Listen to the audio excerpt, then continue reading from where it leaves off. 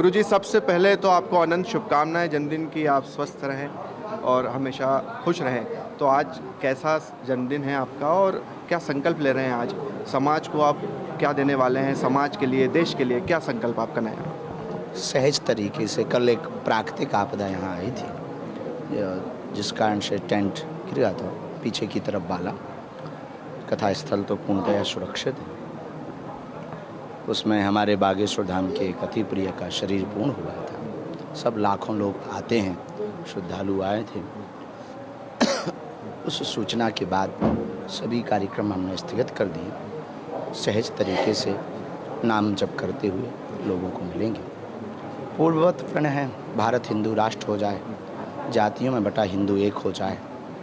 अनेकता भारत की सुंदरता है, पर मतभेद हो, मन भेद ना हो।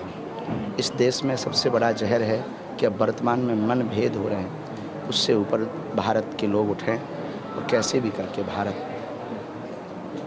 हिंदू राष्ट्र घोषित हो, यही प्रण है। आगामी पद यात्रा की सूचना हम आज मंच से देंगे।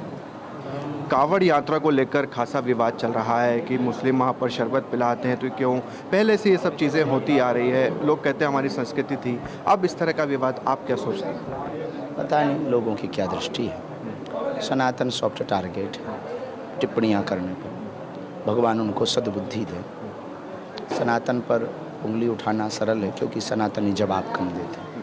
दूसरा, इटावा में जो हुआ, एक साथ यादव थे, उनके साथ पूरी घटनाक्रम आपको पता ही है। उस पर आप क्या सोचते हैं? यादव वर्सेस ब्राह्मण हो गया कि ये कथा नहीं कर सकते। इन सब चीज़ों पे चूँकि आप खुद एक हिंदू राष्ट्र की बात करते हैं, जाति पात, इन सब चीज़ों को ख़त्म करते हैं, आपकी यात्रा भी निकालते हैं। मामला बढ़ाया गया, उचित नहीं था। सब अपने हैं। दो भाई अगर लड़ रहे हों तो विवाद को संवाद से सुलझाना चाहिए। दूसरा, सोशल मीडिया पर अभी आप विदेश गए थे, अलग अलग तरह की टिप्पणियाँ आई। किसी ने कहा कि देखिए ये तो विदेश में क्या कुछ कर रहे हैं, साधु कोई शोभा नहीं देता, क्रूज़ पर हैं, महंगी जैकेट्स, यहाँ तक कि कुछ तो नेता भी ऐसे हैं जो तरह तरह की टिप्पणियाँ आप पर कर रहे हैं। भगवान की इच्छा, पता नहीं क्यों ऐसा।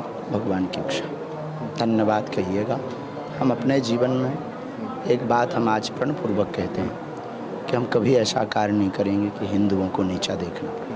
धन्यवाद। आपके विरोधियों को चलिए, तो पंडित धीरेन्द्र कृष्ण शास्त्री हमसे बातचीत कर रहे थे। हालांकि आज जो घटना हुई है उसके बाद से काफ़ी दुखी भी है। आमतौर पर जिस तरह से वो बातचीत करते हैं, जिस तरह के हाजिर जवाबी जवाब वो देते हैं, उस तरह की चीज़ें आज उनमें दिखाई नहीं दे रही है।